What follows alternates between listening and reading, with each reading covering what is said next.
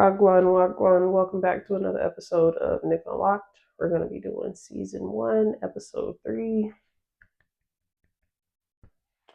Cheers up to me for some accountability. I just finished a insufferable week of being sick, so let's get right into it. So, in today's episode, we are going to be covering.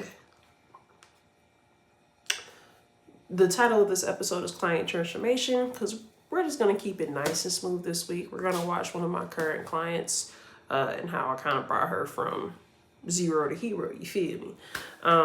So in this video, our client's name is Bev and she's from Florida. So I'm very much loving her personality, very much loving to get to know her. Great person, actually.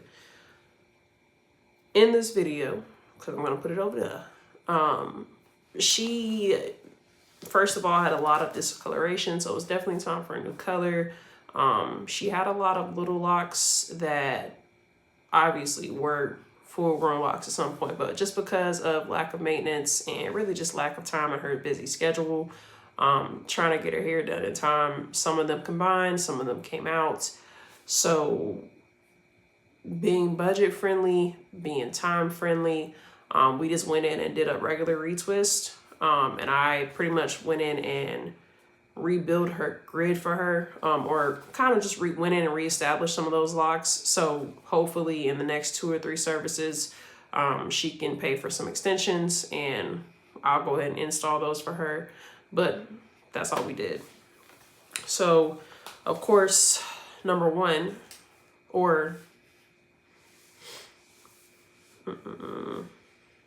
So of course, with all that being said, we're going to go through my 4 steps. And this is pretty much like what I plan to do whenever I intake new clients. So let's go over step 1. Step 1 is going to be consultation. A consultation is literally where I get to know you, I get to know your locks, I get to know what your goals are, kind of where you're starting, so I can help you figure out the best plan to get to your goal look. Even if you don't have like a goal look, you're just worried about thinning or trying to prevent breakage or trying to encourage growth in certain spots or just all over. We kind of go through that. And me as your stylist, that's overall what my job is to make sure that you come to me with a goal. If we can't get to that directly, I'll show you what's going to be mostly feasible for you. And that's usually why that's pretty much why I offer free consultations now. Because usually that'll encourage people to go ahead and get their hair done, but sometimes you don't always have the extra money first. You want to kind of see like what your budget's going to be first, and that's understandable. So that's what we do. I'm also gonna put some pictures over here of like how we started off, some things that we did go through, because she was a client who I definitely saw. I talked with her and we started the very next day, like later that day actually when she got off work. So but yeah, again, for the consultation step, even if you're not a stylist that schedules an entirely different session for this, if this is just how you start off your appointments, I think that would be good too, especially for new clients.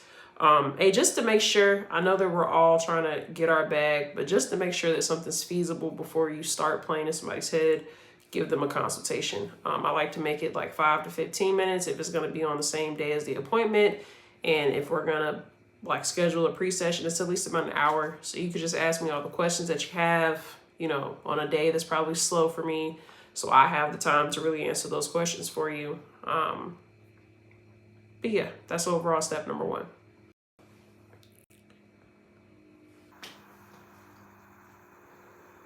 Step 2 is going to be shampooing and drying. Okay. It is a lot faster as a service provider to have people come with their hair washed. But since I'm not a braider or I'm not somebody doing like faux locks all the time or anything like that, coming with locks, I definitely want to wash your hair. This is also why I just got my shampoo station together in my home suite. So praise God for that. But you always want to thoroughly shampoo. You could just use like a cleansing shampoo or like a natural shampoo. I like to use just pure Castile soap for that first rinse. really get down in there, because you should be, if you have locks, you should be scrubbing the scalp, and you should also be working it down the shafts of the locks. Even though it's not a part of your scalp anymore, a lot of people have dandruff, a lot of people sweat, a lot of people have crazy jobs where they get stuff in their hair. Also older, just over time, just not drying it thoroughly. You just want to make sure you're getting it clean. Then you go behind with any hydrating or nourishing shampoo that you may have. And that's how you should be shampooing. Now, if the person hasn't washed their hair in quite a bit and they have a lot of hair, that'll definitely vary on how much time it takes to shampoo. Like even shampooing my hair, I don't have a crazy amount of hair, but I still have a full head of hair. This should take you at least 20-30 minutes to wash. And then condition normally if you like. Pro tip, don't apply conditioner to your roots. Just work it through your hair itself, because since it is something that's supposed to kind of lock onto and like conceal something, it could clog your scalp up, and that could cause all different types of issues. So again, shampoo thoroughly with you could use a raw soap or a pure cleanser, and then go behind with a actual hydrating or pH balanced shampoo. Rinse that thoroughly, and then you condition like that. For the second part of part 2, you're going to be blow drying. I know that a lot of times people like to just air dry their hair, which is fine. If you have like a day, if you're at home doing nothing, you do your wash day, you got a full day to sit in the sun, or you got a full day to just let your hair fully aerate and dry, sure, go off. But if you're a service provider, you should be blow drying those locks if you can. Work that until your service time. I know my appointments take a long time. I know that I'm a slower working stylist, but that's because I don't like to rush through it. I've just learned just from doing this so long, when I rush through it, I tend to make mistakes, and you don't want that when you're trying to build that clientele and keep your client retention high, right? So a lot of times people they really won't mind it taking so much time if you're genuinely doing your best with their hair.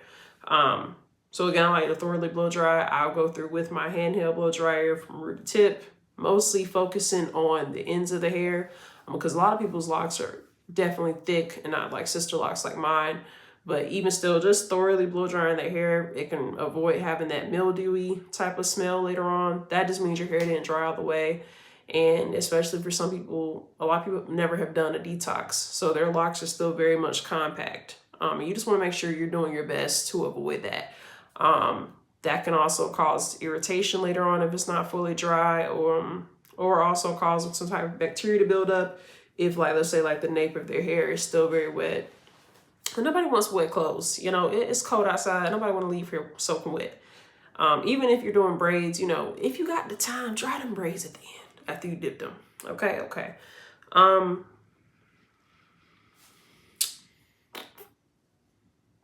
I think that is, well, and then of course, the main reason I say to blow dry the ends of the hair and not so like, yes, if you're going to dry the roots, but I lightly dry the roots so it's not too uncomfortable when I'm going through with my retwists. Like if I have to pop hairs or just separate, or if you're just tender headed, I do like to focus more on the ends than I do the roots, but still thoroughly try to dry the whole head. And if you have a hooded dryer, dry that after styling. We'll put them under there for about 20 minutes after styling as well, but that wraps up step 2. Step 3 is going to be the retwisting / retie process. So for Bev, we just did the traditional retwist method. Since I did have to do quite a bit of repairs kind of all the way around, I did start with crocheting if I needed to, like with the small hook, like so. Be something small like this. I got this in a pack off Amazon. This one is a 0.5. Or I'm sorry, yeah, 0.5. They do have 0.75, different sizes like that. But some type of small tool so you can crochet the lock, like pull the hair through all throughout it. That's how you pretty much help the hair lock faster. I liked using the palm rolling method for her. And I'm also still gonna have a video on that side.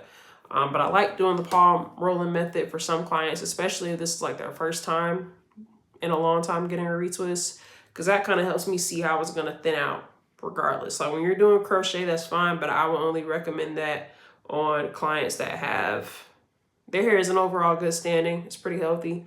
And if they just want to switch to the crochet method versus palm rolling or the traditional method, period, that's also fine. But yeah.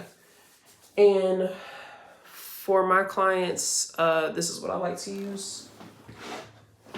I don't have a brand deal, but this is just what I trust. I personally trust this brand.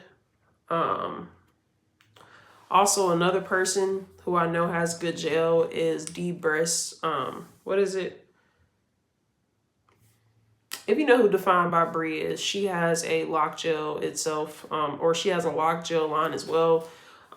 This is just quicker for me to get, honestly. She is doing so well. Sometimes it gets sold out, and sometimes I don't have time to wait for the restock. So if you got the time, you got the funds, shop with Brie. If not, this works too. Hers definitely probably has a stronger hold to it, but I really don't like using products that are like super heavy, because I can say for a fact I did purchase her product. I did use it. It is pretty good. My clients didn't complain of any irritation or anything like that with it, but this is just my old reliable. This is just what I'm most comfortable with. And I use it on myself as well.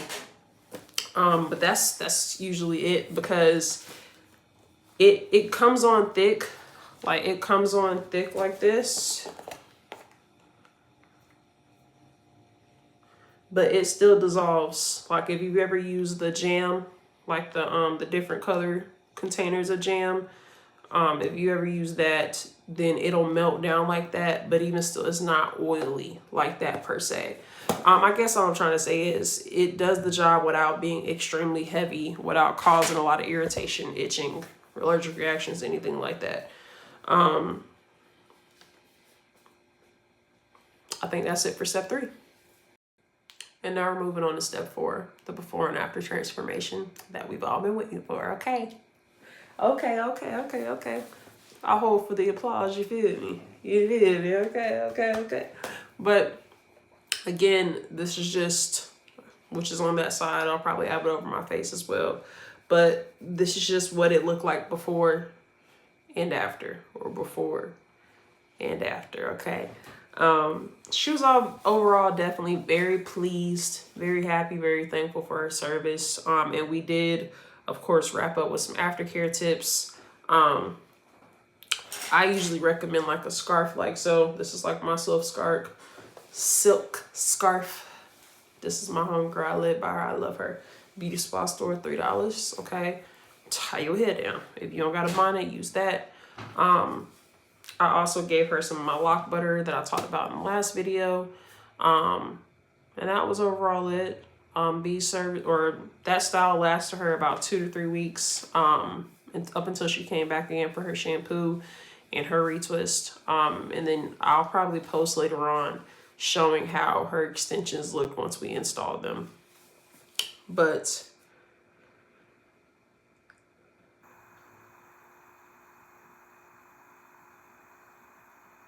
that was overall it. If you have any questions for me, please drop them down in the captions or in the comments below. If you got some time, if it won't inconvenience you, go ahead and hit that subscribe button. I appreciate you for getting unlocked with me, and you have a good day.